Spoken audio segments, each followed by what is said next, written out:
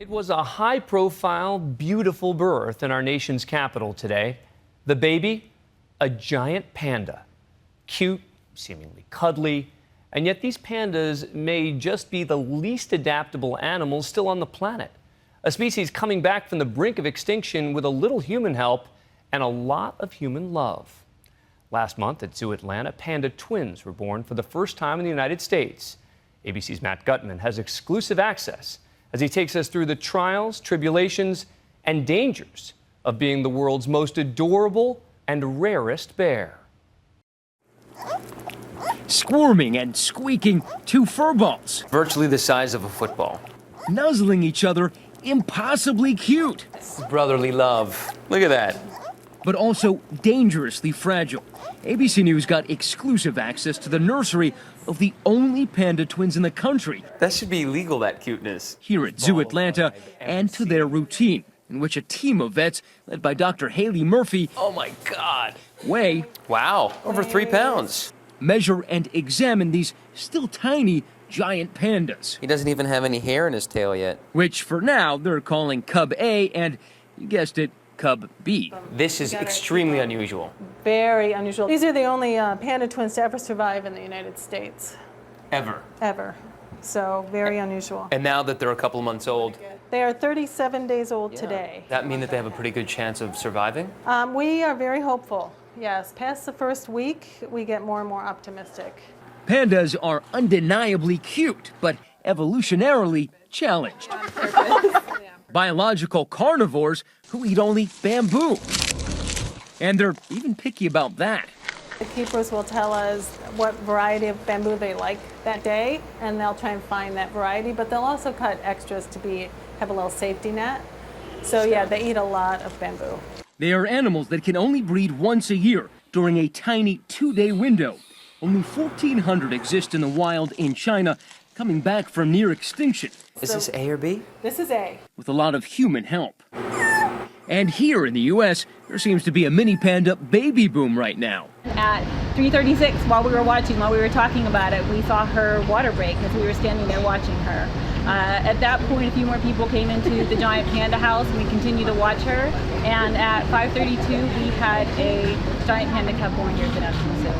At the Smithsonian's National Zoo in D.C., the panda, Mei Zhang, seen here on the zoo's Panda Cam, was in labor this afternoon, giving birth earlier tonight to a squawking little cub. The cub's making a lot of noises, is squealing a lot, and Mei Zhang is again being a poster child for a brave panda mom. She's holding the cub and cradling it, and so at this point everything looks great, and we're very pleased.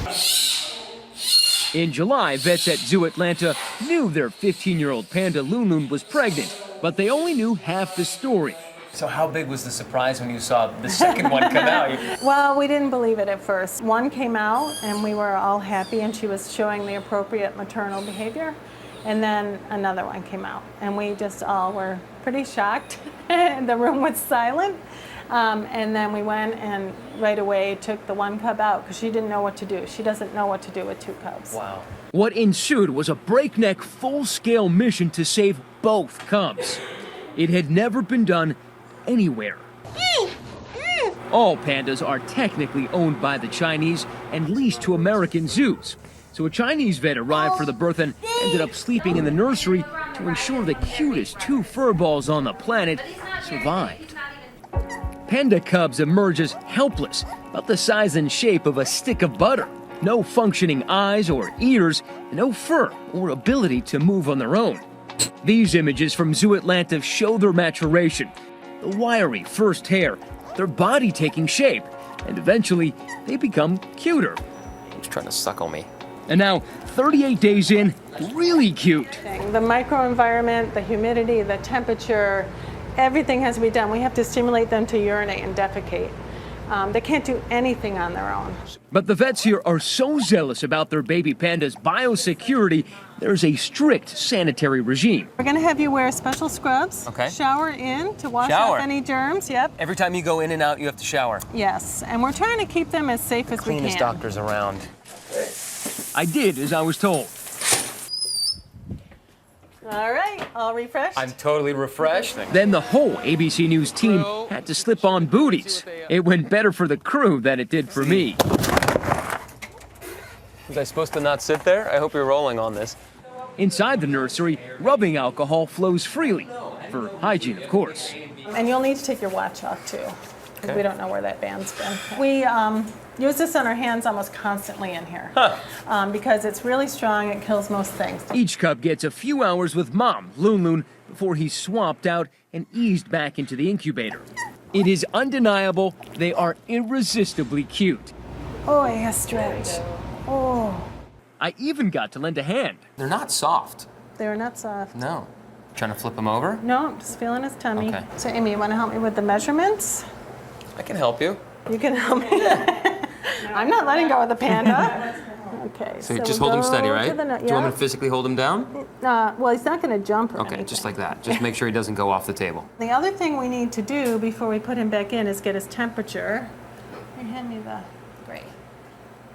Is it the same way you take a baby's temperature? No. Okay. Well, I don't know. How do you take a baby's temperature? In the butt? An infant in the butt. No. Okay. We do the armpit. When they were Oh. really little, It's much more humane. so you're one of the Oh. only people in the world who's ever touched a baby panda It's cub. an amazing thing. Is it hard not to become attached to them? Oh, we're all attached. Right? I mean, I miss them when we haven't had a lot of days off, but when we do get a day off, you really miss them, and they change every 24 hours. Yeah. They change so much. So when you come back from a day off, they're totally different. What Murphy says she doesn't think about is their names. So you're one of the According to Chinese tradition, pandas are only named when they're 100 days old. You guys have a favorite name? A and B. That's a good That's one. our favorite original. name. So Murphy isn't going there yet. For Nightline, I'm Matt Gutman in Atlanta. Cubs A and B won't make their public debut for a couple of months still. Here's hoping that they're healthy and thriving, if not for us, then for our kids.